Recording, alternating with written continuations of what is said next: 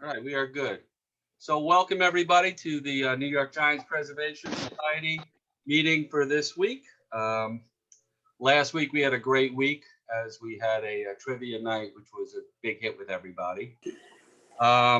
Looking forward to the upcoming weeks. Noel Hine will be speaking next week about Johnny Antonelli. And then the following week, we have Jeff Stewart, who'll be talking about teams that left their cities, Twilight teams, they're called. And he'll be talking about the Giants leaving New York in the last season being 1957. Everything is pretty much booked up until July now, and we are on our roll. So thank you all for supporting us and for coming out tonight. Tonight, we have Lincoln Mitchell, who is a professor, just a really smart guy, and an author who's written 3 books about the Giants. He's going to be talking about, and Lincoln spoke at Affinities twice to our group when we had some, live meetings. He's going to be talking about this book, Baseball Goes West. And he also, a brand new book just came out at the end of last month, The Giants in Their City. Wow. And both of these books tie into the Giants moving or potentially moving. And before Lincoln speaks, I'm going to have him introduced by great Bob Lurie. And for those of you who don't know Bob was the owner of the Giants during the 70s when Horace Stoneham sold the team until Peter McGowan's group bought the team in the early 90s. When I was growing up and I became a truly Giant fan who was actually aware of everything, Bob was the owner of the team and put out some great product. I know he was always trying to upgrade the stadium and move the stadium, and he saved them from going to Toronto. And eventually, when there was no stadium to be built, was going to sell them to Tampa. That was when the National League did not let that happen. So then Bob sold the team to Peter McGowan's group. But Bob, first of all, thank you for everything you did for the Giants. You did a great thing keeping them in San Francisco. You might have hurt some of us because if they moved east, we would get some sleep here. But we thank you for doing the right thing by keeping the team in San Francisco. And Bob, you're always welcome here. If you ever want to speak to the group, please know that. And I'm going to turn it over to you, Bob. You have a few words to say, and then you'll introduce Lincoln. It's a pleasure for me to be associated. I've heard about the Preservation Society in New York, and I know that we keep the name of the New York Giants alive, or you're trying to. And of course, one of my great thrills, obviously, is the fact that the Giants did come to San Francisco. And I had the opportunity in 1976 to purchase a team under a very stressful afternoon where I had a meeting with the National League owners because most of them wanted to go to Toronto because they could not stand Candlestick Park. With that, I asked for 48 hours to look at the problem. And because there were other people in San Francisco interested in getting involved. In their great judgment, they gave me 5 hours. I said, come back in 5 hours, let me know what you're going to do. Walter O'Malley was a great help because he hated to see that rivalry disappear. In 5 hours, I came back and reported that all of my people would like to get a call out for a 4-hour lunch. But, I won't go into all the details of how we saved the team, but we did. Yeah. Got permission from all the owners to go ahead. So anyhow, I had the pleasure of meeting Lincoln probably 2 years ago.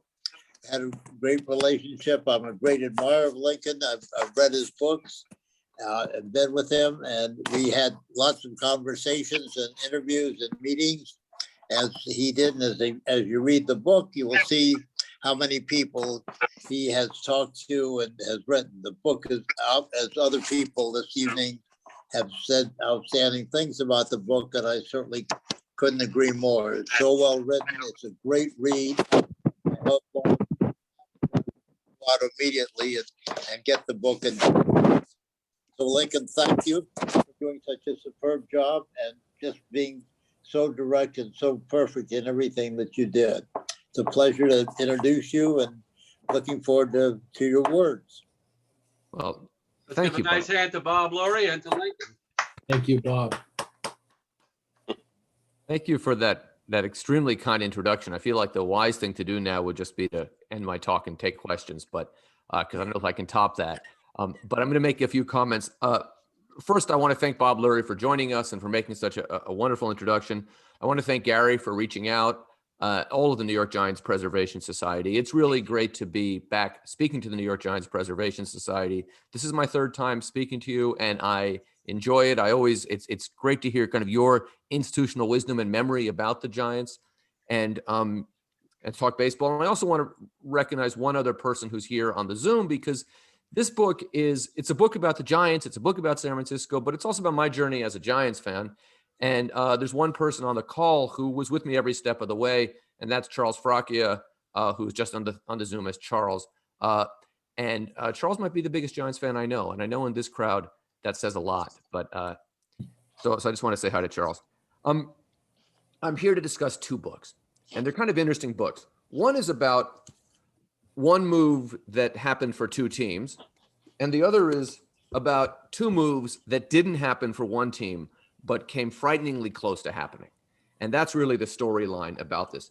The first time I spoke to the New York Giants Preservation Society, as I was signing the books that people were very nicely buying, I should say, everyone would tell me their story of how they became a Giants fan. And I felt like I was a little bit like a priest in a confessional, which is an odd feeling for a Jew. But and I would basically respond by saying, I'm a Giants fan because I grew up in San Francisco. That's how I came to this. I was the first game I really watched closely was the set of games was the 1975 World Series, which of course didn't involve the Giants, but that was a World Series that can make a lifetime baseball fan out of you. And just as I was really beginning on this journey of becoming a baseball fan, the Giants were leaving town. And that's what it looked like. And that's where this story begins. I also want to say that a pandemic where many of us have to stay at home, and things are changing now a little bit, is a great time to write a book. You have a lot of time in front of your computer. You have a lot of time of online archives and that kind of thing. It's not a great time to promote a book. So I would urge you to buy the book, tell your friends about it, rate and review it, spread the word. I'm always open for media opportunities. I put a link in the chat, which you can click on, which will send you to the Kent State University website with all the information about how to buy the book and all of that. And also links to the other book, because they're both published by Kent State. So you can see both of them by either, etc. So baseball goes west, which is this story. You all know the basic story. Dodgers and Giants moved to California following the 1957 season. What I did with this story, with this book, was I took a different approach. Instead of the kind of what's become the standard in the culture of bemoaning this, the end of our innocence, the end of New York City, the end of America, whatever you want to call it, I look at this move as something that made Major League Baseball as we know and love it possible. It made Major League Baseball a national industry, a national game. Major League Baseball was played in a pretty small geographical area before then, even when you include the moves to Milwaukee and Kansas City earlier that decade. This move also, it brought more fans in, and it really moved the center of gravity to California for the 1960s. And I wanted the first decade, which I spent a lot of time on here, the first decade or so the Giants were in San Francisco was an extraordinary time. We all know the story, but I want to go over it just briefly.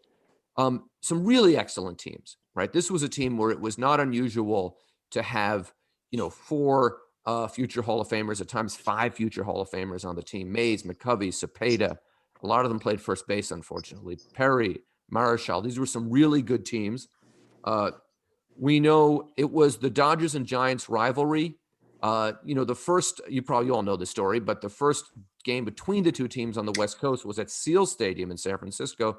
The Giants won 8-0, and the headline in the San Francisco Chronicle the next day was, "We murder the bums."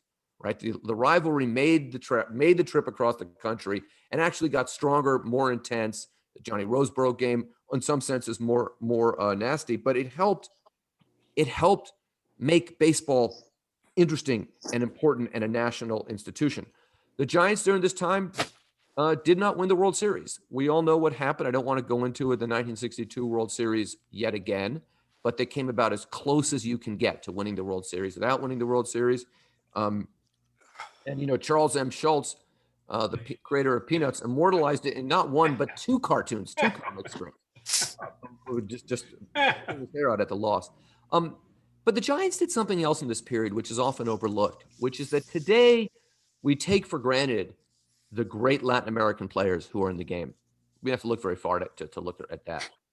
But the Giants were on the cutting edge of doing that. And it created some stress. It created some tumult because they encountered a fair amount of racism. But the Alou brothers, Felipe Alou being the most prominent, but also Mate and Jesus. And for my money, Felipe Alou should be in the Hall of Fame because of what he did for baseball. Juan Marichal, Orlando Cepeda, even the Latino ball players who were famous on the Dodgers, like Manny Mota, started out on the Giants. And I discussed that in some depth in Baseball Goes West, but that's an important part of it. And I was just really touched by this when I went out I was in San Francisco for the World Baseball Classic final a few years ago, and Puerto Rico was playing the Dominican Republic, and you could really see the role that the Giants played because there was the Cepeda statue and the Marichal statue.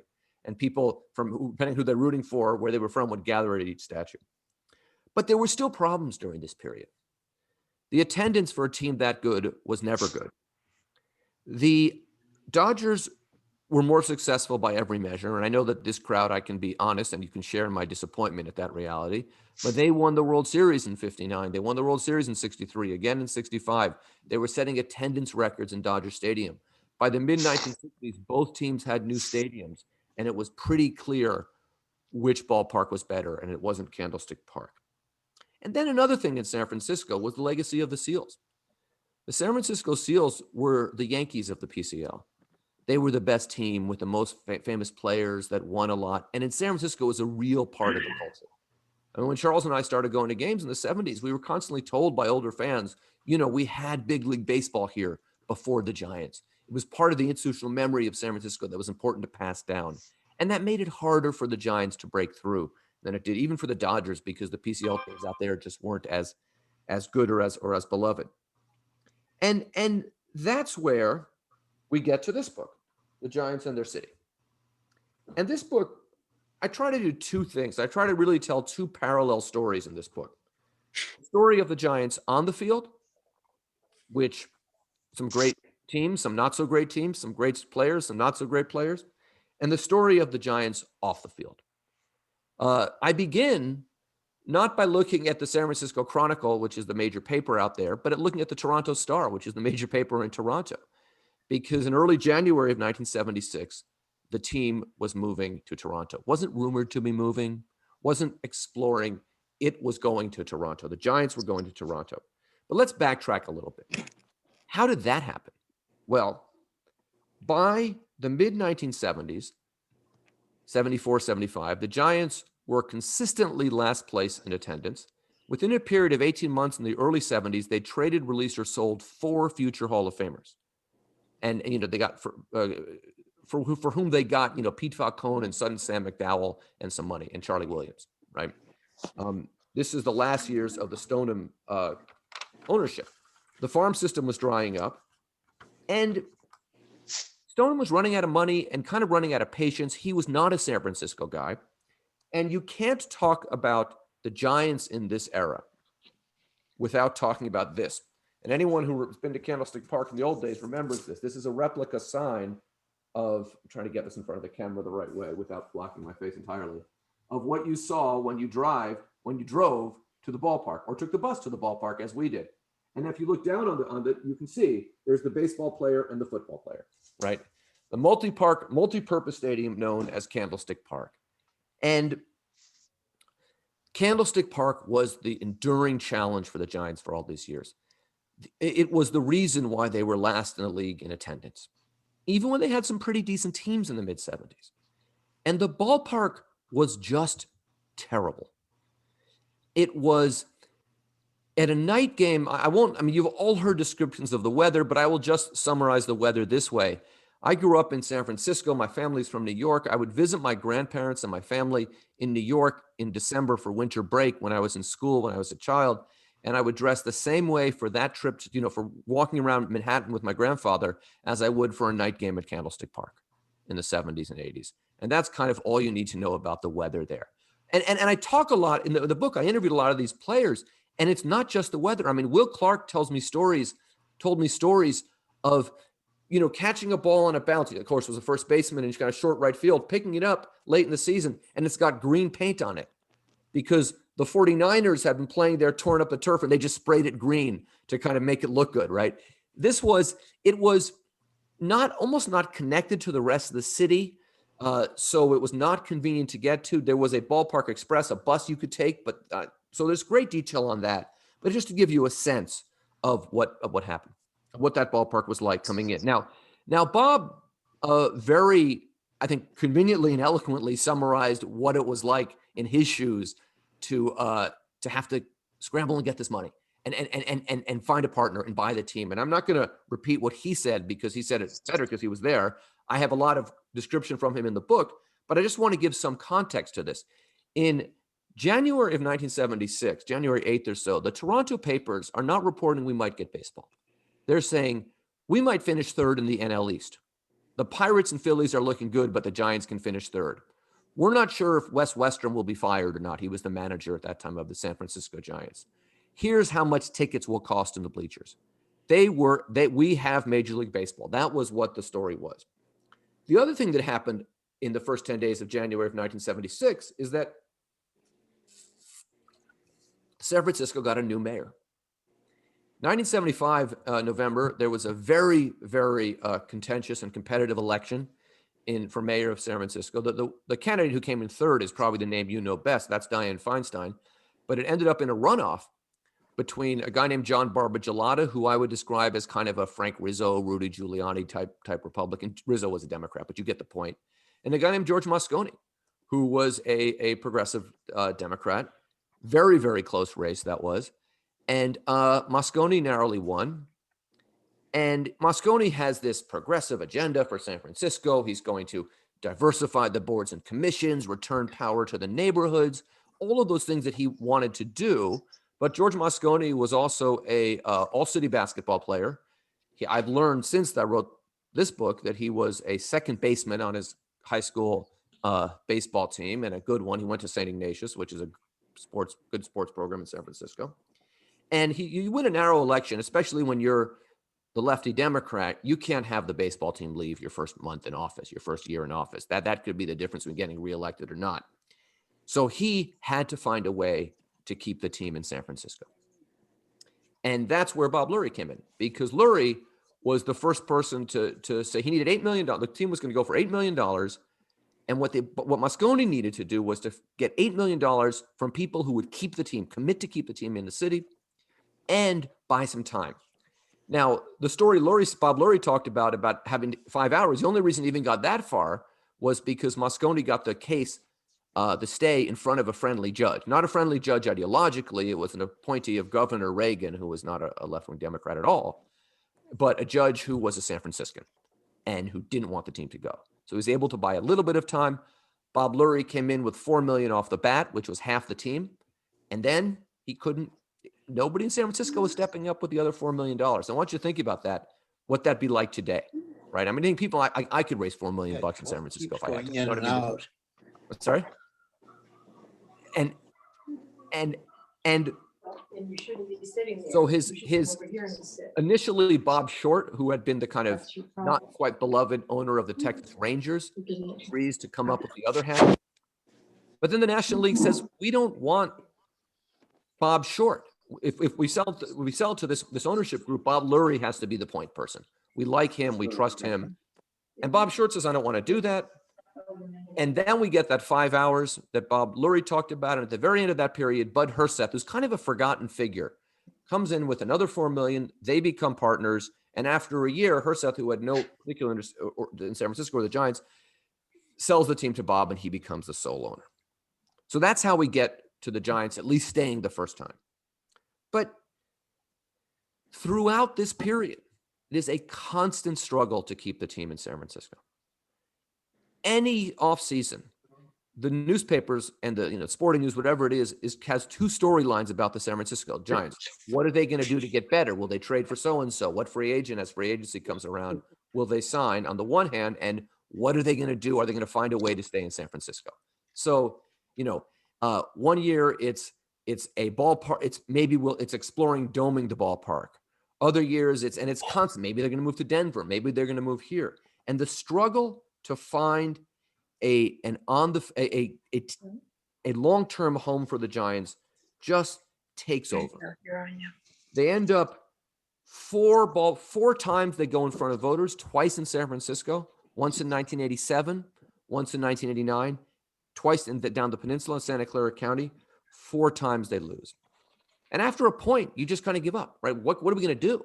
And the 1989 initiative, to pick up on a question somebody was asking as we were starting, I think it was William Schiffner, as we were starting, really is a proposal to build a ballpark more or less exactly where the current ballpark is.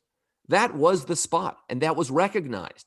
But the voters rejected it. And I'm going to get to why when we talk about that fascinating 1989 season. But there's also these other things going on that a new owner and this period in baseball, there's free agency. The 1974-75 offseason would have been recognizable to a baseball executive from 30 years earlier. The 1976-77 season would have been something totally new. And this happens very quickly. So how does a team that's not the Yankees, not in a huge market, how do they adapt to that? What challenges does it raise? And then we have the 1981 strike, and we have the collusion. So there's all these things happening to the Giants, as with all teams, but this is a deep dive into the Giants during this period. Okay. So that's kind of the off the field stuff. But what's happening on the field, right? Because this is a book about baseball. Well, I'm not going to go over every year because that would take too long, but I do cover more or less every year in this book. And I just want to highlight a couple of things. 1976, 1977 is the first year of free agency. And as you probably recall, that's the year where there's so many stars. There's half the old championship A's teams. Raleigh Fingers, Reggie Jackson was from the Orioles, but Reggie Jackson, Don Baylor, Sal Bando, Bert Campaneris, Bobby Grich, all of these great players. And the Giants don't get any of those guys. But for that 1 year of 1977, for the bang for the buck, the best free agent signing, bar none, was Willie McCovey. And the 76-77 seasons when the Giants brought Willie McCovey back. And I cannot overstate how important that was for the franchise. And that was something that Bob Lurie did in the first year of free agency. And the reason was this. Now, when I talked to Bob, I mean, you were on the call, but he said it was a baseball move. And I think that was true, but it was more than a baseball move. It was a way to reconnect with the glory days of the 60s while not reconnecting with New York. Mm-hmm. And McCovey was always particularly beloved in San Francisco. A lot of people who aren't from there don't realize this. But as late as 1990, McCovey was more beloved than Willie Mays. We know that. Yes, right. Thank you. And the reason was he was never a New York guy. He was one of our San Francisco guys. But he was gone for a few years. And he came back, had a great year in 77, won the Comeback Player of the Year award, but probably more importantly, or equally importantly, made it possible for younger fans to connect to the Giants' history in a way. And when you talk to fans, Willie McCovey is almost universally their favorite ball player. So that was the first big on the field event. And then there's a couple of good years in the early period here.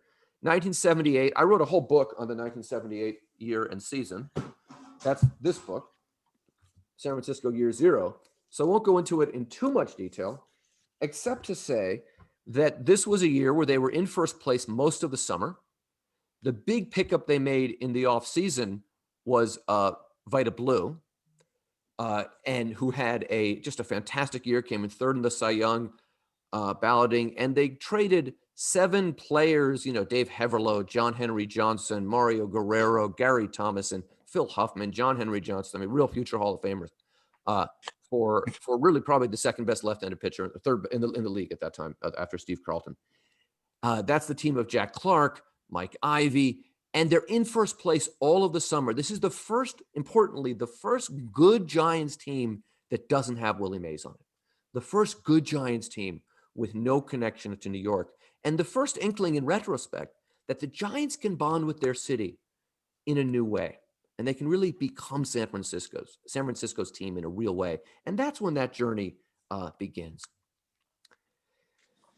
I want to skip forward to the 1982 season because I want to do a little bit of just kind of the fun, some of the fun highlights here. But Gary, can I do the share screen here? Can you put me on as a host? Absolutely. So the 1982 season, by 1982, the Giants have a new manager. Joe Altobelli was managing the team in 78, but by 1982, they have Frank Robinson, who recently died a couple of years ago. But Frank Robinson was one of the great players ever to play the game. And, today's Jackie Robinson Day, and part of the story of Jackie Robinson includes Frank Robinson, who was the first African-American manager in the American League, or for any team, with the Cleveland Indians. And then a few years later, the first African-American manager in the National League with the San Francisco Giants. And he assembled Robinson liked veterans, and he assembled a veteran team that included Reggie Smith. Darrell Evans was still with the team and was getting older. Jack Clark, who had been around for a while, was young but was a veteran. Joe Morgan, of course, playing second base. And the team, amazingly, coming off a good post-strike second half in 1981, is in a tight three-way pennant race, division race for most of the fall, the late summer, early fall. And it comes down to, of course, an end of the last series of the year, which was in San Francisco. I'm just going to try to pull this up to show you, which was in San Francisco, in Candlestick Park, and the Giants basically needed to sweep, and they were knocked out on that Friday night. And I think Charles and I attended all three of these games.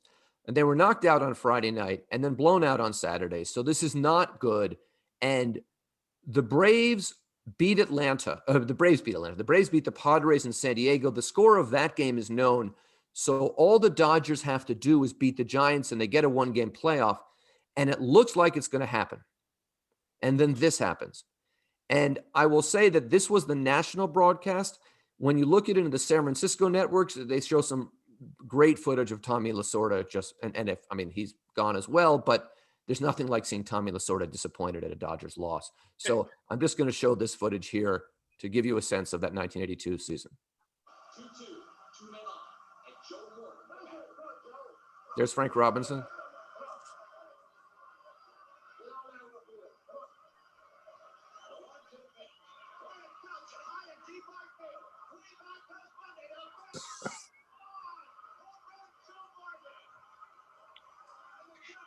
So that's the image you should freeze on. So this was the right clip. I'm glad I was able to do that. And I show that clip because I never get tired of seeing it.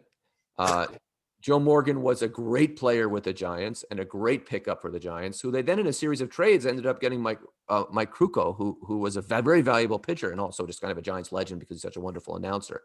But there's a poignancy there, in my view.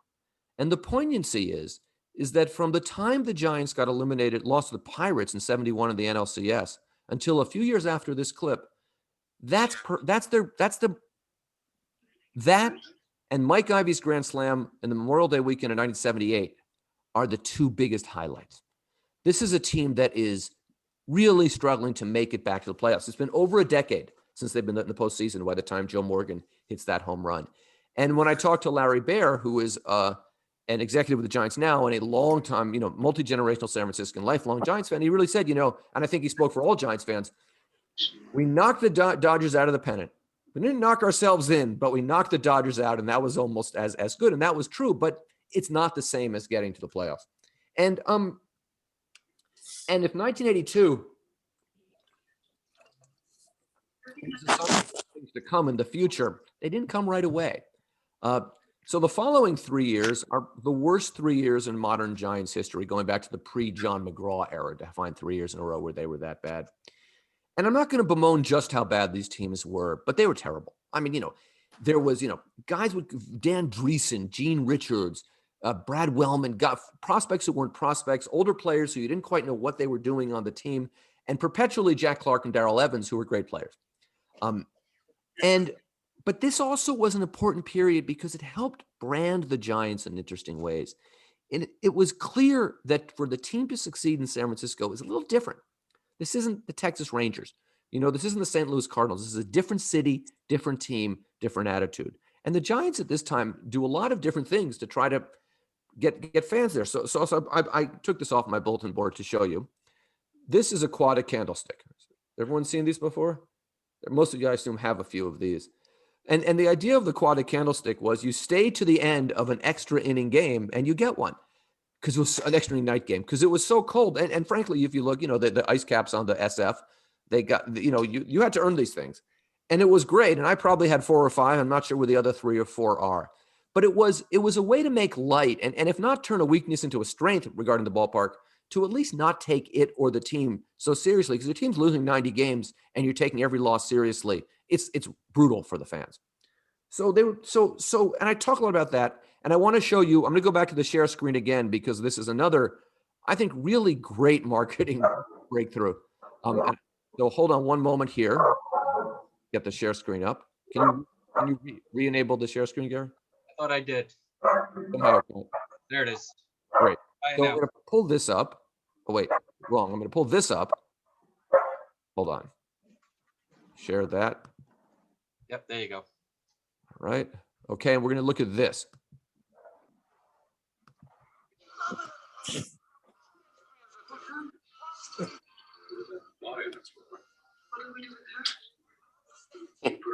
Crazy slam.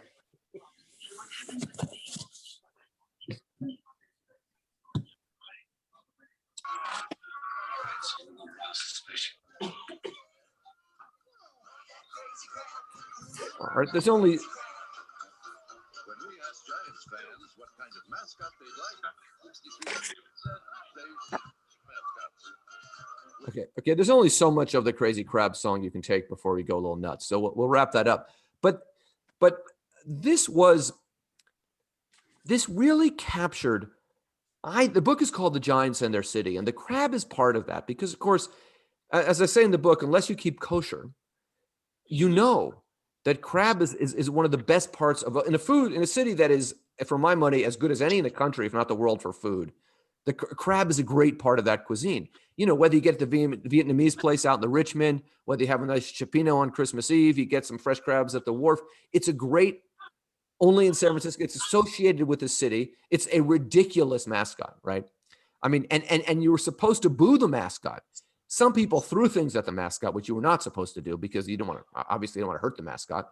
But, and it brought a joyfulness at a time that there was not much joy on the field. And I'm just thinking about this. I had a friend in high school who was on the baseball team. He was my classmate, and we were friends. And he was we played baseball together. He was also a big Giants fan. And like sometimes between classes, he would just kind of, if we passed each other in the hall, he would for 5 seconds do the Crazy Crab song and dance. And it was just kind of a really funny thing, but it helped the Giants craft a personality that fits what is not a typical city. What is, for my money, a great city. And then here's where we get to the good part of the story. 1985, 84, the team loses 100 games. 1985, the team is just terrible. And late in the 85 season, the Giants make a couple changes. Specifically, Bob Lurie makes a couple changes. He fires the general manager and fires the manager. And he brings in Al Rosen to run the team as the general manager.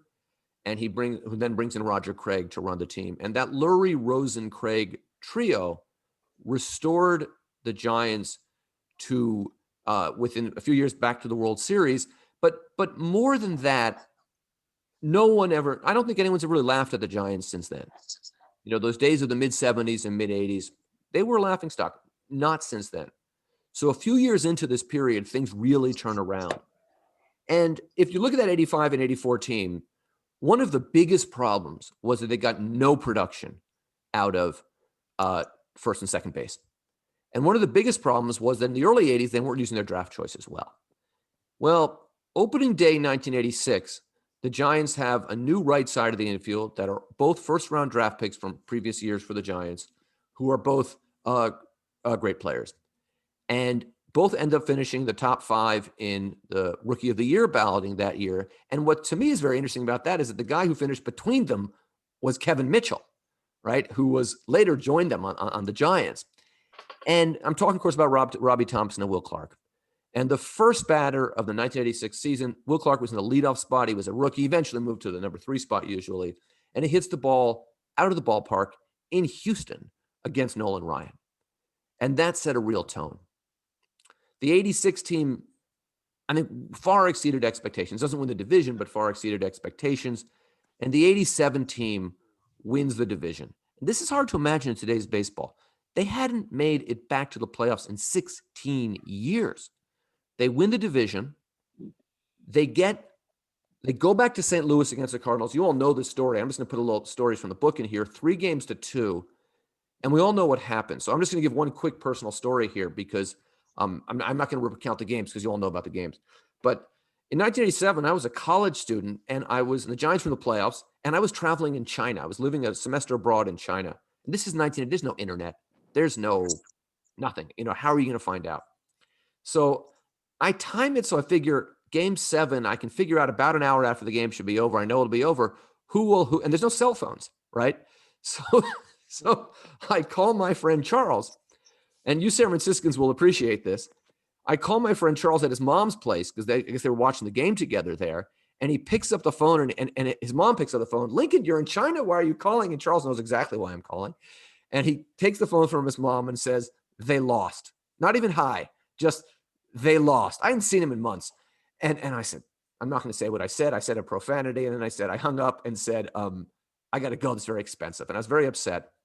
Charles then calls my mother. And the next day in Herb Cain's column is the story of me calling home from China to get the score. So that's my personal experience with that 87. If you don't know Herb Cain is if he was, for 50 years, the first thing every San Franciscan did was read Herb Cain. By the Bay. And so that was a disappointment, but they got back. 88, they had a good year, didn't make it. There was some team in LA managed to win the World Series that year. And then if there's every now and then there are these years where just more that you can imagine happens on the ball field. 1989 is that year. If the only thing that happened that year was Kevin Mitchell's barehanded catch in the outfield, we'd remember that. If the only thing, I feel like I'm at a Passover Seder, if the only thing that had happened that year was Dave Draveki's extraordinary comeback followed by his injury, we would remember that. But some other things happened that year as well. The Giants won the division. By now they have Kevin Mitchell, who they've added to the team, Rick Russell. These guys came over mid-87. Draveki's hurt, which is unfortunate. But they have a very good team. Matt Williams has been brought up to play third base. They have a real top-notch infield, probably one of the very best in baseball. Brett Butler is still a top leadoff hitter. And they make it back to the playoffs. And in game 1, future Hall of Famer on the short list of probably the greatest post-war pitchers, Greg Maddux, gets his hat handed to him by Will Clark, who was absolutely on fire. And drives in 6 runs in the first game. They come back to San Francisco. They're up 3-1. And I realize this is now very Semitic-centric talk, but I'm just going to go with this. Game 5 is on Yom Kippur. I have now graduated from college, and I tell my boss I don't work on Jewish holidays because I don't. And he says, okay. And a couple days before Yom Kippur, he calls me up and he says, listen, I know you're not, or someone from his office calls me up and says, I know you're not working, but we have these 2 tickets. I said, oh yeah, I go to baseball games on Jewish holidays. So I managed to get tickets for Charles and I and another friend for this game. And we had there, I think I looked at the crowd, there were 62,000 people at that game. About 49,000 of them had better seats than we did, but we were there. And they are deadlocked 1-1. Rick Russell is just pitching, who is a wonderful pitcher who had looked like a major leaguer the way I look like an NBA basketball player, right? I mean, he was overweight, he was very casual looking, but a great athlete, great pitcher, just kept throwing strikes, great control, lots of ground balls. And again, there are pitchers in the Hall of Fame who are not as good as Rick Russell was. And 2 outs in the bottom of the 8th, and we're kind of resigned to, oh no, We have to go back to Chicago. Is this going to be 1989 all over again? Are they going to lose this? We're really kind of stressing about this.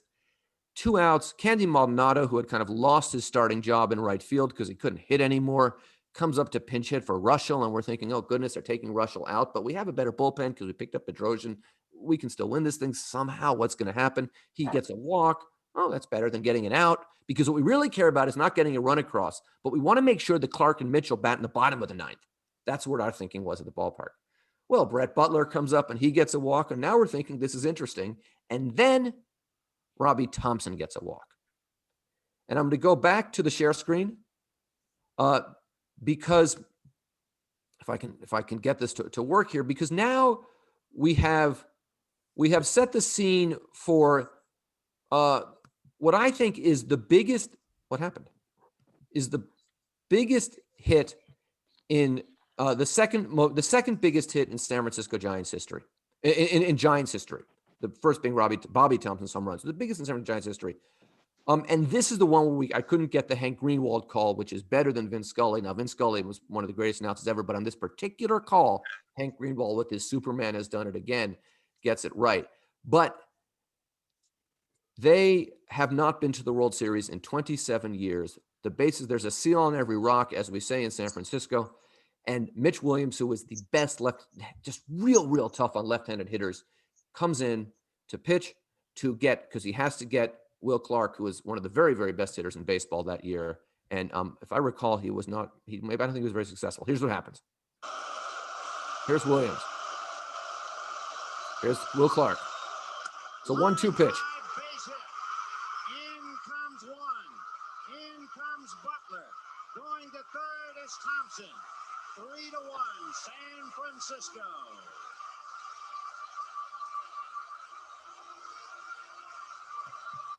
And this is an extraordinary. Sorry, let's just keep that cheering here. This is kind of an extraordinary moment because we knew at that point we were going to win the game. Bedrock came in. He gave up 1 run at the top of the ninth. It didn't matter. The game ends with a ground ball to Robbie Thompson. And when I talked to Robbie Thompson, it was a great discussion. And I asked him, what was it like to field the ground ball that was going to get this franchise that had waited 27 years to get back to the World Series? And he said, I'm thinking, Robbie Thompson was a very, very solid defensive second baseman, if you remember the guy. Very good ball player. And he said, I'm just thinking, I'm here for my defense. Robbie Thompson, I can hit it to me. I want this one. Ball hits to him. And the next thing he says is, oh shit, it's coming to me. And Robbie Thompson said that I bobbled it and then I threw it to Clark. But if you look at the video, he didn't bobble it. I went back and I looked. He fielded it cleanly, threw it to Will Clark. The Giants will go back to the World Series. First time in 27 years. And that meant an enormous amount to the fan base. It was a very, very big deal. The problem was, the Giants were up against a very good team in that World Series, the Oakland A's of '89, which may have been a premature PED using team. I don't have any proof of that, but I've certainly heard those rumors. And they go to, now this is the Bay Bridge series. Remember, both teams are in the Bay Area. And we all know what happens. The Giants lose the first 2 games badly. When you go to Candlestick Park, unfortunately, it wasn't a Jewish holiday, so I couldn't get tickets. And game 3 rolls around. And as they're about to take the field, we get an earthquake. And I talked to a lot of people there, and it was fascinating to hear their memories, right? So Chris Beyer tells a story about Larry Gateland, which is from the country band, the Gateland Brothers, like running out of the ballpark in terror. A number of players, as you can imagine, are my kids okay at home? Where's my wife? Kevin Mitchell worried about his grandparents in the stands. Art Agnos, kind of the mayor coming in. And and then Dusty Baker, who was a coach at that time, not a manager, but a coach, remembered what he said. I was having a pregame snack, and he remembered what the snack was. He remembered he was eating banana nut bread in the clubhouse because he wanted a snack before the game. And Bob Lurie, being a longtime San Franciscan, who'd probably been through a few earthquakes at that time, tells, I think it's Al Michaels, oh, we're going to play, don't worry. Because you never expect the big one until you have the big one. The good news about this moment is that for all of the problems of Candlestick Park, nobody was hurt at the ballpark. There was almost no major structural damage. Nobody was hurt. And that was great. The rest of the city, there were problems. And I go into this in great depth, and there's a lot of good anecdotes in there about this. I will tell my favorite anecdote about this because it's just a fantastic story, but I'm only going to tell if you agree it's not going to prevent you from reading the book. So Fay Vincent was the commissioner at the time. And Fay Vincent was in a bit over his head and was an East Coast guy. And now both of the Bay Area teams are trying to figure out what to do. Both cities, Oakland and San Francisco. So he calls a meeting because the game was scheduled for San Francisco, games 3, 4, and 5. And he calls a meeting, which is attended by Bob Lurie, Al Rosen, and Corey Bush representing the Giants, Fay Vincent, and Art Agnos, the mayor of San Francisco. And Agnos at this time was working with the Giants on an initiative to build a new ballpark downtown. So the Giants and the mayor are working closely on this because they really want this thing to pass. Both of them, both sides do. And Fay Vincent, now Agnos, I like the guy. I always supported him. I never voted for him because I was living in San Francisco at the time, but I always supported him and wished he'd gotten reelected. And Agnos was a smart progressive Democrat, but he was known as being a little touchy, somebody who had a kind of edge to him, and somebody you didn't really want to mess with. He was kind of, I mean, to put this in perspective, Agnos was shot point blank range by the Zebra Killers in the early 1970s and survived, right? This is not a guy this is a tough guy. And so Fay Vincent says to Agnos, when are you going to restart the World Series? And Agnos says, well, we're going to start the series when we're ready to start the World Series. And Fay Vincent says, I'd hate to be the first mayor who couldn't finish the World Series in his city, which is if you think about it for a quarter of a second, pretty insensitive thing to say. There's a major thing that just happened there, an earthquake. So Agnos, being Agnos, responds by saying, and I'd hate to start the World Series while we're still looking for dead bodies. Well, that doesn't convince Fay Vincent. So he says, I think we should move the World Series to San Diego. Now, it's not the San Diego Giants. It's the San Francisco Giants. It's a whole different city. It's very far away. It's much farther than going from, I don't know, Boston to Washington or something. That seems lost on Fay Vincent. Now, if you were in the room at that time or a fly on the wall, what you would expect is Art Agnos to lose his cool, right? That's Art Agnos. He's insulting his city. He's trying to take something from his city. What you wouldn't necessarily expect was the more soft-spoken principal in the room to interject. And that's exactly what happened. So apparently, and I have this on good evidence from Bob himself, as well as from others who were in the room, including Art and Corey, Bob Lurie pounds his fist on the table. Bob said, I went a little ballistic. Those were your words. But pounds his fist on the table and says, over my goddamn dead body, are we moving this World Series to San Diego? After what we went through to bring these World Series back to this city and these fans were finishing it here. And that's what happened. Accurate. You're accurate. Thank you. And that is, I mean, we have to give Bob a lot of credit for keeping the team in 1976 from leaving. But, at the San Franciscan, even if you're not a baseball fan, I think we have to recognize that may have been his finest moment. He stood up for his city. Fay Vincent backed down, and they finished the World Series in San Francisco. Unfortunately, didn't go quite as we had hoped, right? The A's won the next 2 games, and then we go to the polls in 1989. I actually did vote in this election because I was living in San Francisco at the time. I voted for, yes, to build a new ballpark downtown where the current ballpark is. And between not winning the World Series, having the earthquake, some shenanigans from some out-of-town financial interest, the ballpark narrowly fails. And once again, the Giants are imperiled. I'm going to go over the last part quickly because we're kind of running out of time. But and it's really like a 1, 2, 3 punch. It's the earthquake, getting swept, and losing the initiative. And you felt like it was a real feeling, almost like a depression around the Giants. They were still a very good team in 90. They still had Clark and Mitchell. Russell got hurt. They still had Butler. But it felt like something I think Butler left free agency, collusion for related free agency. It was really, the team wasn't quite the same. And the next few years, there's this agonizing over, are they going to leave again? And then the new ownership comes in, a new mayor. I have another prop here. which is the new mayor, Frank Jordan, comes in, tries to put a group together to keep the Giants, and eventually we have this, and that's Frank Jordan in the middle. That's his son popping the champagne cork. Frank sent me this picture when the team is kept in San Francisco. But again, in 1992, it wasn't like they were rumored to be going. We were understood that they were gone, that this period had come to an end, and it didn't. And so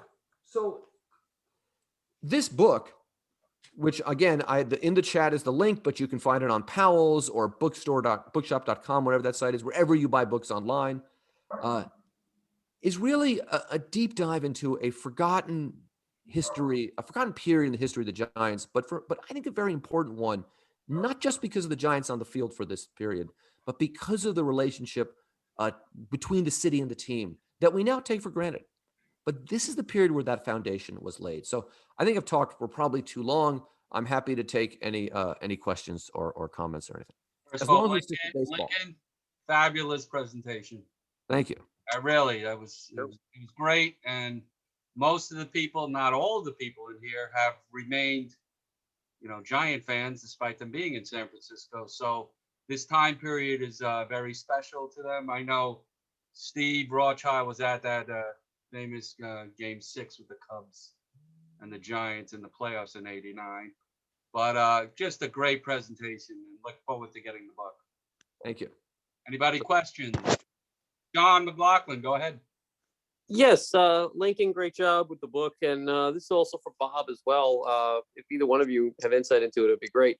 I had spoken to Jerry Reinsdorf before about his threat to move to Tampa, and he told me flat out, we were never moving to Tampa. That was just leverage to get a new ballpark in Chicago.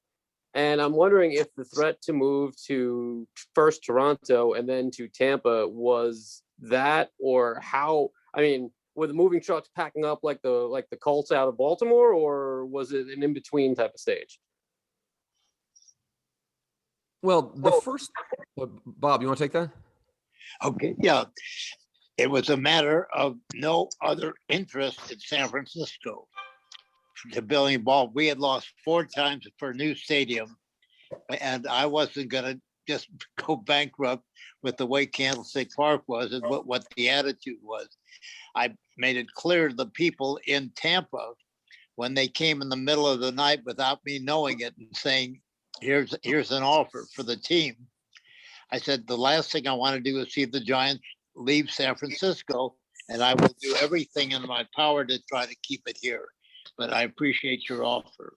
And then one thing led to another, and we were able to get a group that did buy the team. Bill Clink. Thank you, Bob.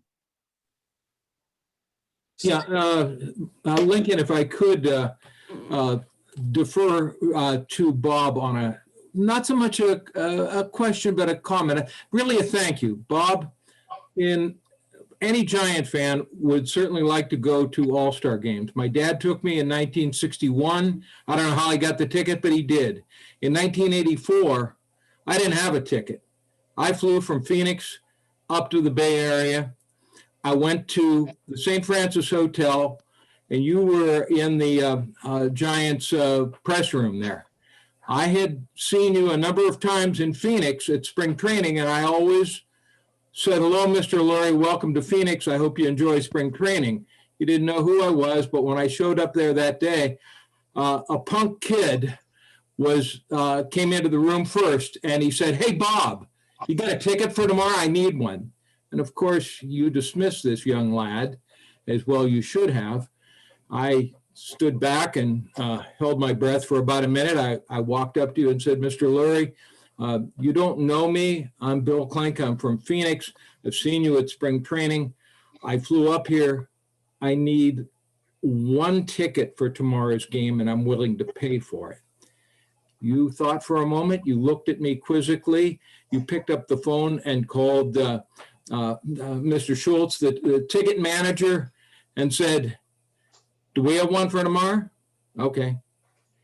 And thanks to you, I was sent down to the Giants ticket office, and you resold that ticket a second time.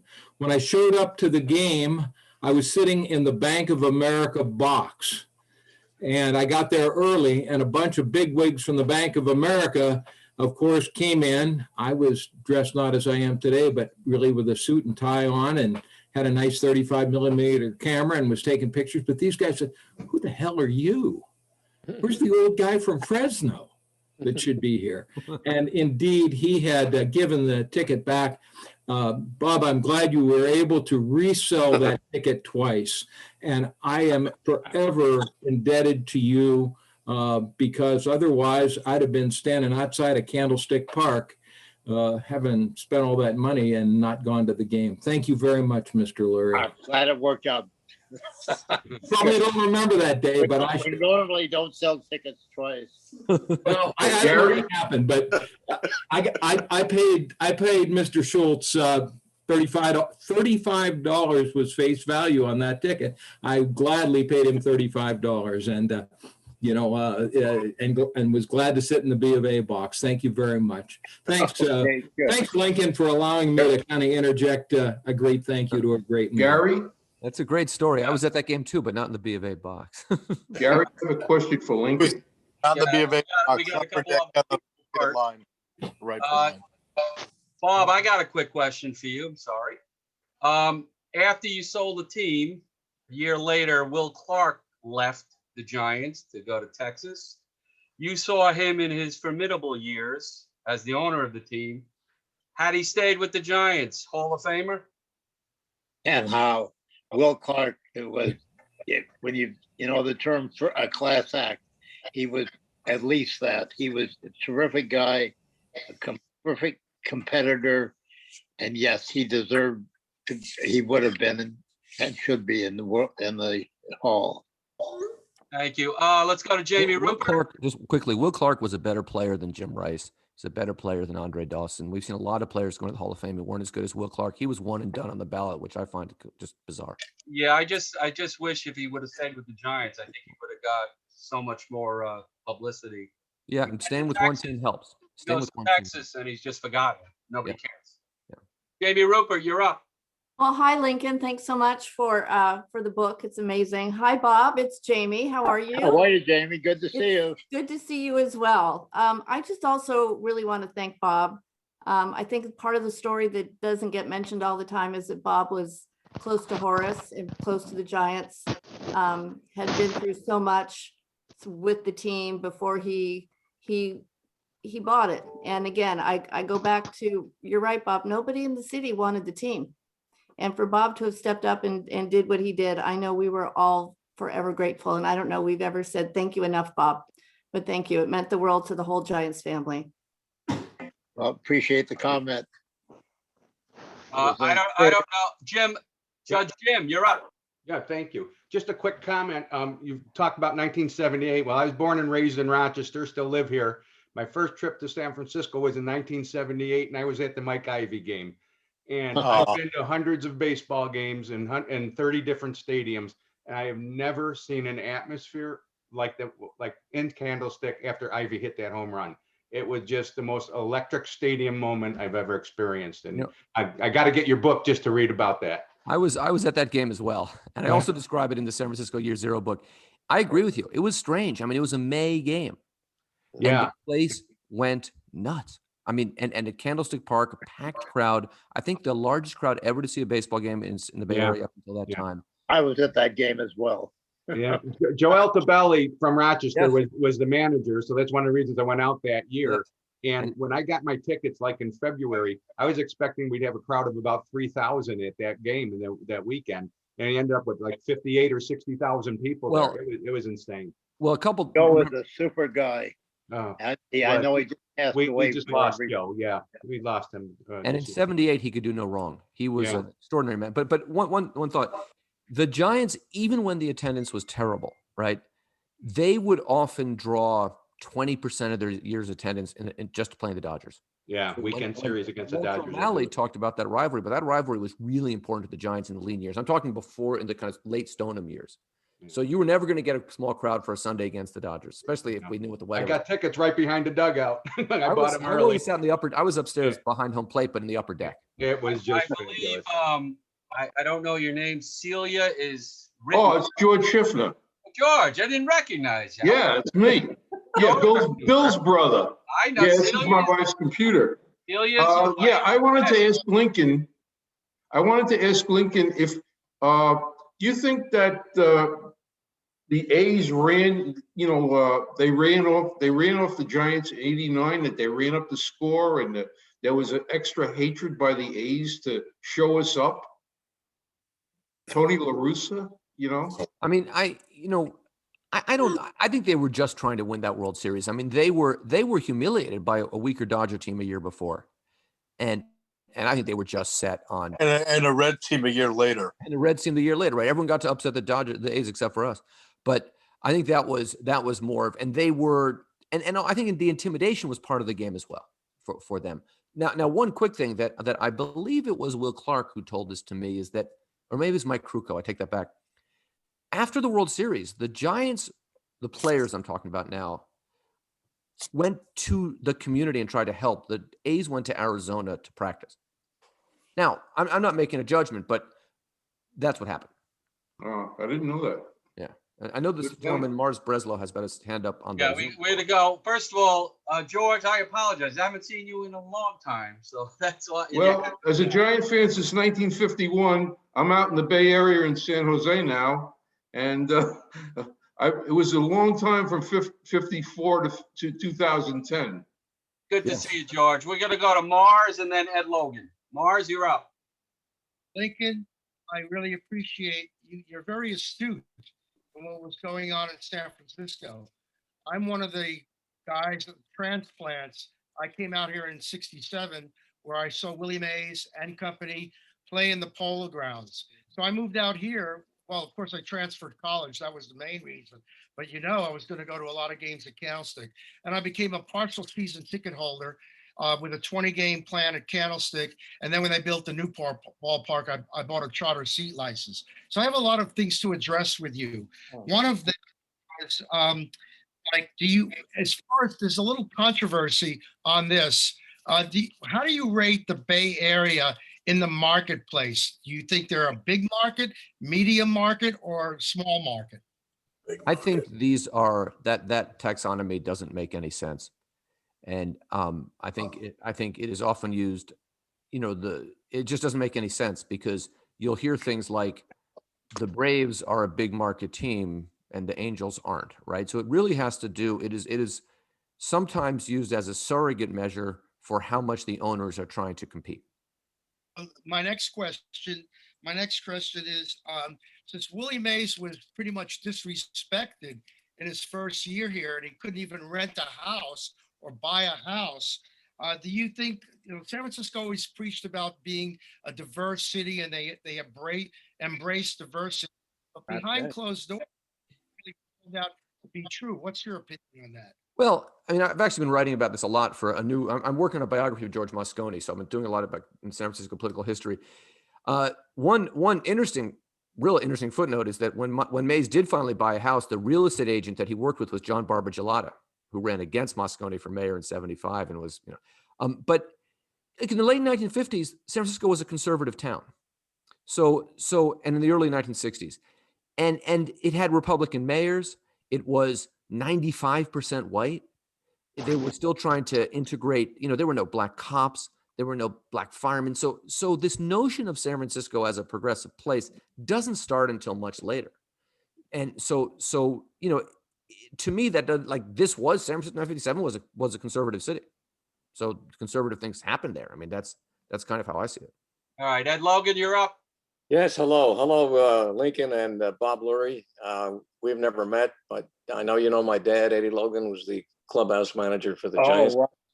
Yeah. So I was the bat boy in '57, and in '58, June of '58, I graduated high school in New York City, and the Giants were playing Philadelphia. My dad came up to the graduation at Carnegie Hall, and I flew back on the team plane to San Francisco in '58. In those days, I could sit right up there with the pilot, and we came in and over San Francisco.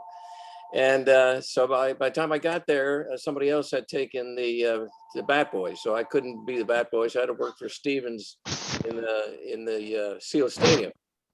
And Fast forward to '89, I was there for the Cubs playoff game and couldn't stay for the World Series. But the day of the earthquake, my dad and my brother were in the upper deck, and the whole thing shook. And for days he didn't call me. You couldn't get through the phone. It was all messed up. I finally get through, and I said, "Dad, you didn't call me." He said, "You could have read about it in the paper." That's typical dad. Yeah, we're worried sick, and it's no big deal. So I went on to ASU and the Air Force career, and I'm here in Arizona for that reason. But Bob, somehow we never met. I know you must have known my dad, and my dad hired Mike Murphy. Great pleasure. What a guy. And my dad was put in the Cactus League Hall of Fame with Horace Stoneham. So we're at least in one Hall of Fame for founding basically what is a 15-team Cactus League now here in Arizona. So that's my story. Steve Rothschild. Lincoln, if you look over Gary's left shoulder, there's a poster there, 50 Giants, 50 years. Through Gary, I was interviewed for the DVD that came out by Comcast. I'm not sure if you saw it. And it actually opened up with me. And I was in there 5 times. But the highlight for me was, like you, I was at the '89 playoffs living in New York. I went out with my son and actually started crying after the throw from second to first and the Giants finally win. And my son's looking at me, he's, what's wrong? What's wrong? And Scott, you don't understand. It's 27 years. And that's actually in that video. But I went to shul because we had a huge fight, my wife and I knew this was going to happen because it was so good. I found the shul in the Jack Tar Hotel. You know where that is? Yes, of course. So we went for services after they clinched. And then we ran down to the wharf and got shirts. And the rest of it, of course, is history. But I'm on a bus going back from the clincher back to the hotel. We stayed at the Roadway Inn on Larkin, just down the street from the Jack Tar. I'm on the bus. I had a seat. The guy standing in front of me has got a Cub uniform on. And he says to me, I just want to congratulate you for winning. And I said to him, I really shouldn't have been here today or last night because it's the holiest day of the year for the Jewish people. He says to me, what are you talking about? My father's a rabbi in Sacramento.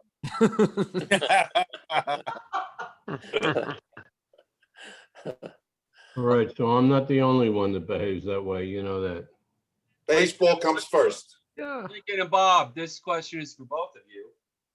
I've been a Giant fan for over 50 years, all in San Francisco because I didn't get to see them in New York. I was too young. But I always thought the Yavecki, Lefferts, Kevin Mitchell trade, the Padres, probably one of the greatest Giant trades of all time in San Francisco. What do you gentlemen think about it? Well, I would say when we were able to get Al Rosen and what he was able to do, that certainly was one of the great trades. But he had a few others too. Robinson, the pitcher, was instrumental in helping us, and I just know that he worked hard to win every game. He was as sore a loser as I know, but when the game was over, he was fine, back to being the same charmer he always was. But no, that was certainly an important trade.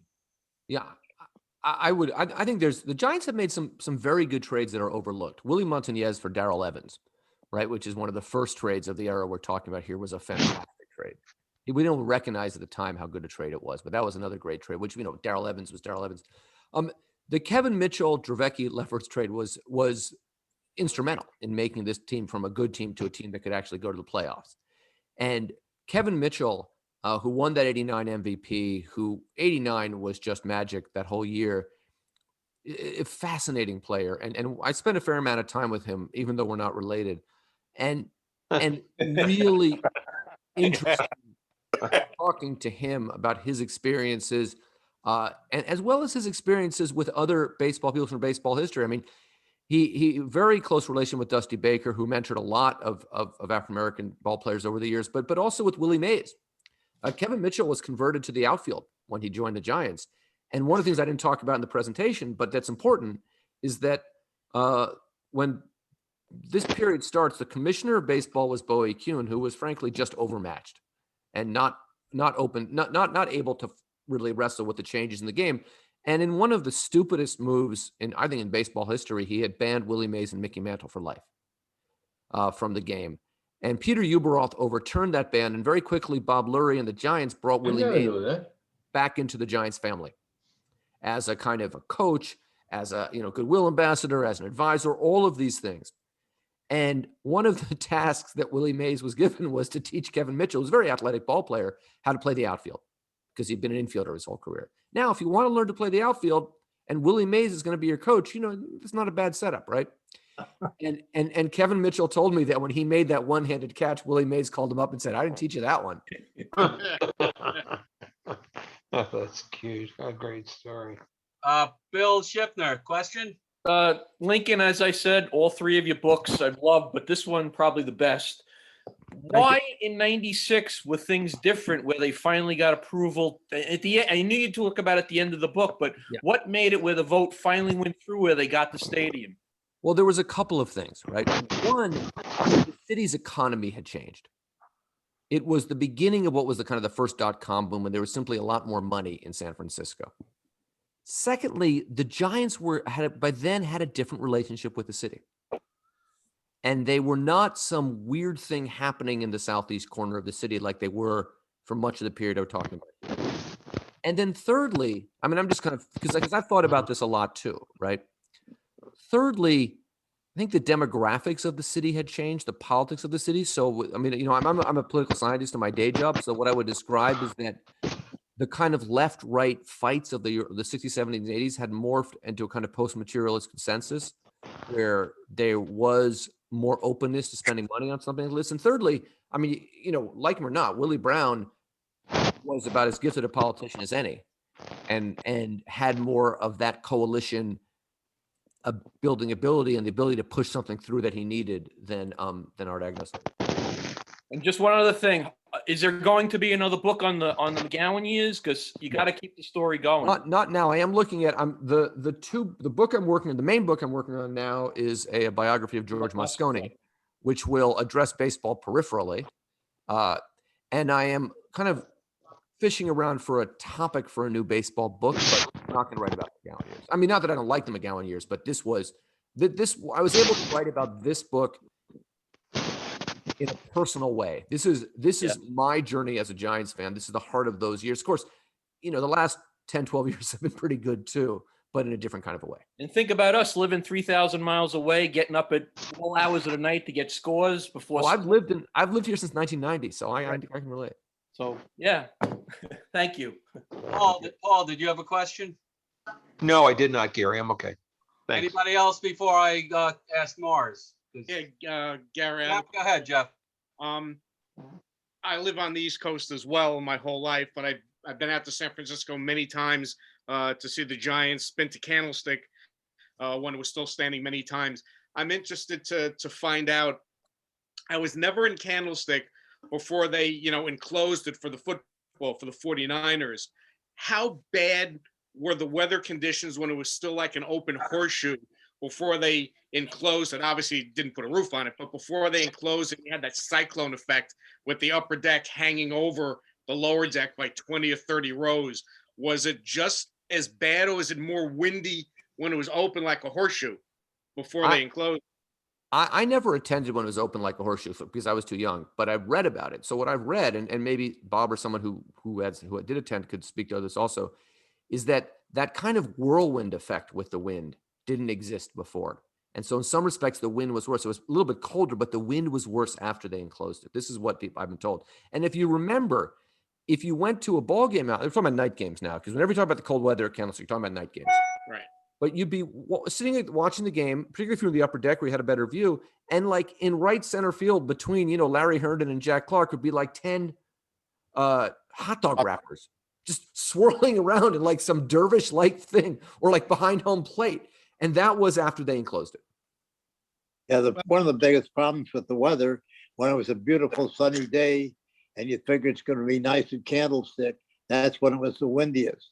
When it was foggy and people said, well, we don't want to go, it's too foggy, that's when it was pretty pleasant. So that was a tough sell. Lincoln, I have a tape of the groundbreaking at the new stadium, and also I was there on opening day, and one of these old high 8 tapes. Be happy to share that with you. I'd love to see it. We were there at opening day for the new ballpark as well. Charles and I and some other friends. So I was at that game too. If you remember, you could buy seats. That's how we financed the thing. So That's I right. bought 2 seats, and it was very, I wound up selling them to a lawyer in San Francisco and made a bundle on that. But because I couldn't fly up there for all the games, but I was right there during the groundbreaking. That was one of the few times that Mays went on. They had to get the hook to get him off the stage. He was going on and on. You'll see that in the tape. All right, anybody else before we're going to do 2 more questions, Bill, and then Mars? Just a observation as a guy who saw the first game at Candlestick and the last, and saw an awful lot in between. One of the things that you'll notice, you may remember about Candlestick, you don't see at other ballparks. I think they knew what was going to be happening, because in most ballparks, when you leave your seat and you go back to the concession stands, it's just an open walk. You just walk back. Not at Candlestick. Remember the big green doors in the lower deck? And when you would leave, that door, sometimes you'd go to open that big door, and I was a small kid, you'd go to open it. And I mean to tell you, that thing would just slam with the wind. But as a result, the concession stands and everything and the restrooms and all that back there, I guess they weren't that relatively cold because the wind never made it there. Right. We had the big green doors. I don't know what they were thinking of there. Thanks. Mars, wrap it up, and then I'll say goodbye on behalf of the group. I wanted to mention that one of the sites was 7th and Townsend, which was voted down, which is stone's throw from Teal Stadium. The other was the interesting thing about Candlestick. Well, it's the Alamany Gap. It's between the San Bruno Mountains, where the ocean wind comes right through between the San Bruno Mountains like a funnel and goes right to the bays. So if you got there during a day game for batting practice, which I would go, at 10 o'clock in the morning when they open the gate, come in shorts and a t-shirt. But at 2:30, 3 o'clock, you better bring long pants and a sweatshirt. The other thing I wanted to mention was 1987, when the Giants apparently were going to beat the Cardinals. Well, the Cardinals were ready to lay it down for the Giants, but Jeff Leonard's one flap down and Chili Davis's statement, St. Louis is a cow town, incurred, and that's where they woke up and beat the Giants. Do you remember that? I was in China, so I read about all this when it didn't, secondhand. But also the Giants stopped hitting. I mean, that's part of the story of that series is the Giants went back to St. Louis and didn't score a run. Nothing. They lost it Friday night. They lost the game Friday night, and they needed to win all 3 at home, like in '89. Right. Can't go back to the visiting city. Yeah. I mean, I would also say about one last thing about the weather, because it's, is that if you sat in the upper deck seats were the better seats for the weather. If you sat in the lower deck on that nice sunny day, as soon as your section got in the shade, it could drop 10, 15 degrees in one inning. So I always sat upstairs because it was just more pleasant. Well, let's all give it up for Lincoln Mitchell. I would like to presentation, Lincoln. Thank you. I'd like to say one thing. And that is, going to Candlestick Park, I think that's where I knew that I was going to be a serious baseball Giants fan. Yes, ma'am. Because there's no other way it could happen for me. Thanks, Charles. So what I was saying is, Bob, we can't thank you enough for coming aboard tonight. You're always welcome here, and thanks for giving us people back here something to look for when the team was pretty bad, and you guys helped turn things around. So thank you so much, Bob Lurie. Thank you. It was my pleasure. Bob Lurie and Lincoln, thank you very much. That was great. Great job. Really appreciate you guys. Lincoln, Thank you so wonderful much. presentation. One more time. How could they get The book is in the chat. The book is called The Giants and Their City, Major League Baseball from 1976 to 1992. You can get it at the Kent State Press link, which is in the chat. You can buy it at any online book dealer, your usual place, Powell's, Amazon, wherever you go. please spread the word, rate and review it, tell your friends, anything you can do. We have other media contacts. I'm always happy to speak or give a presentation or whatever whatever I can do. Thank you One for having me. question, Lincoln. Have you been on KMBR?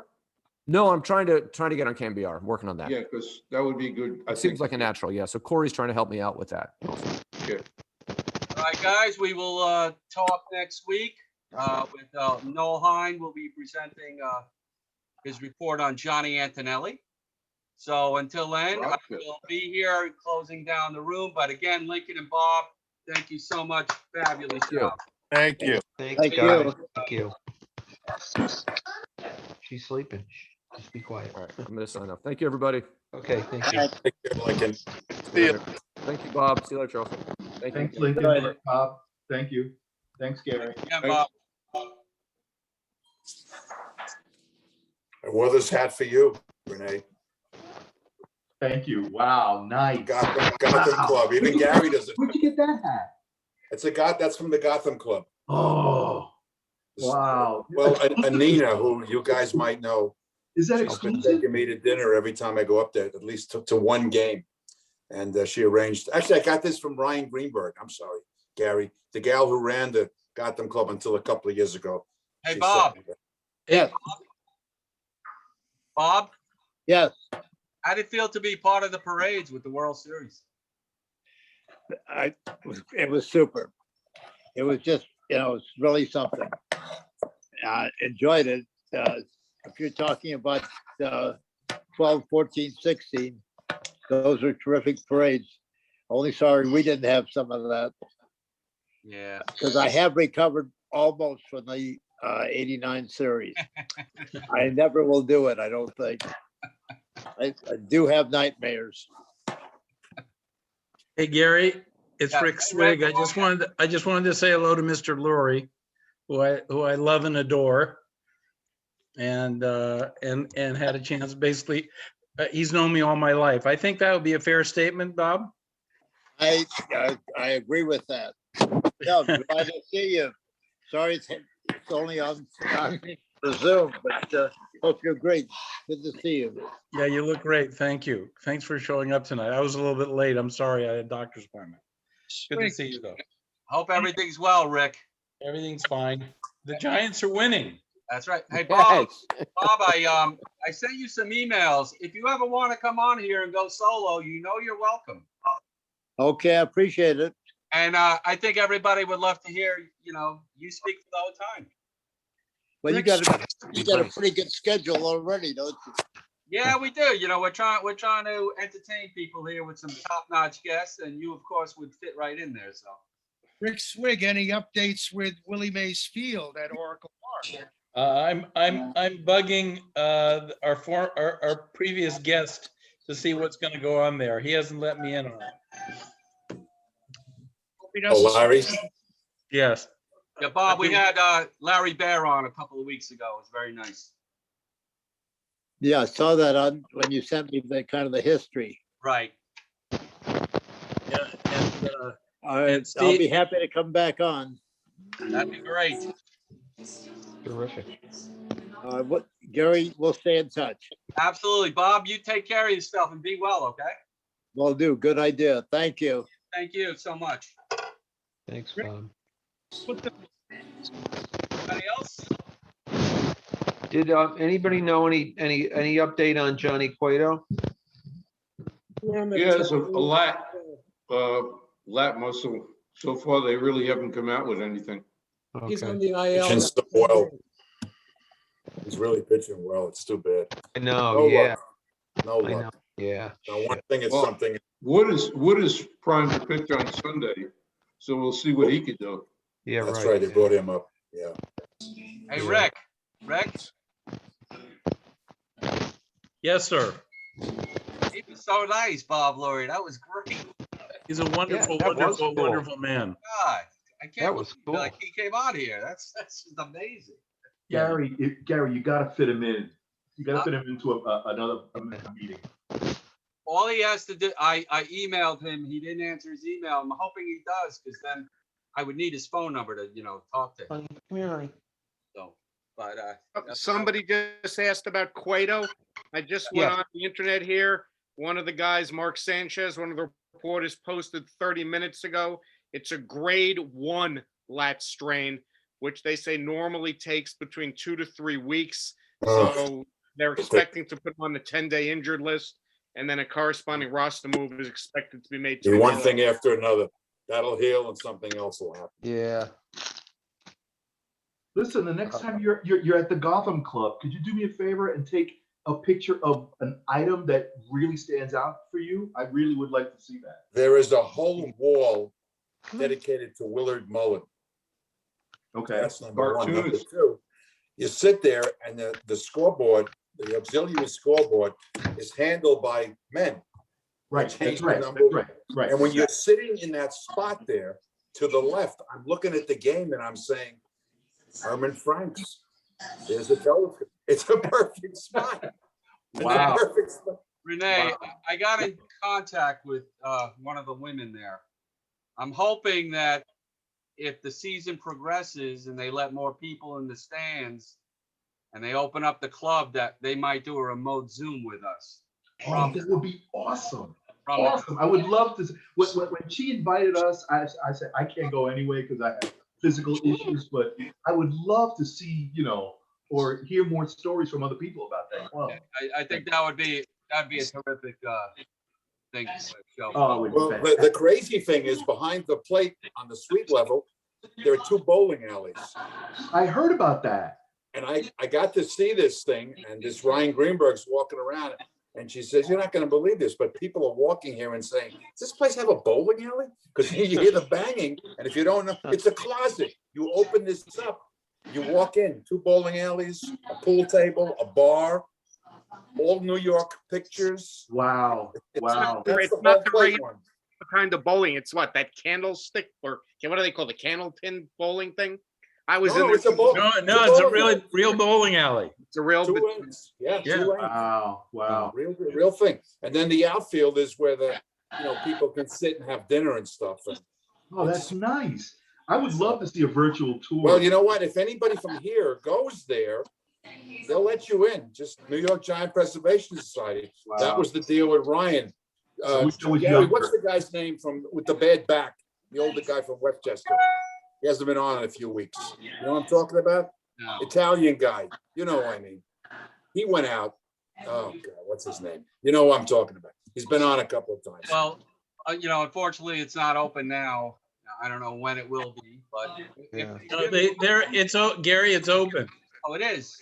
Yeah, a limited seating, 20% of my son was out there the other night, and they have a new thing, which I I haven't was talking seen. about the Gotham Club. Yeah. Thanks for the update, Rick. Yeah, there's one seat they just added where you can look right down in the visitor Bullpen.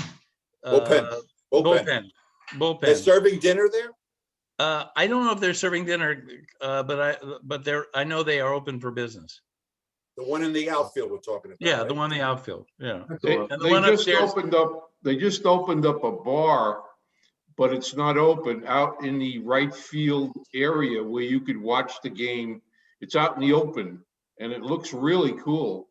But it's not open yet. It's there preparatory for if things open up, and you could stand out there in the right field section and see the game. It's out by where the cable car is. Yeah. Hey, Rick, how come the numbers are so low? I saw the other night, 30. Yeah, they're bad. That's a combination of people out here are afraid of the virus, and also they're not knowing that tickets are available, even though it's all over the place. And it's just a combination. And the weather out here has been beautiful. I don't get it. But It's people been like really cold myself, at the I just park. got my second shot. Now I'm thinking maybe I can go. But yeah, it's been kind of like disappointing. Even the Giant officials are wondering why that's happening. On KNBR, they're actually discussing that. Why aren't there 8,000 people here? It's outdoors. It's really, you're outdoors. I think there's a whole bunch of reasons. First of all, they didn't even sell out opening day. They sold 7,630 tickets saw that. of 8,000.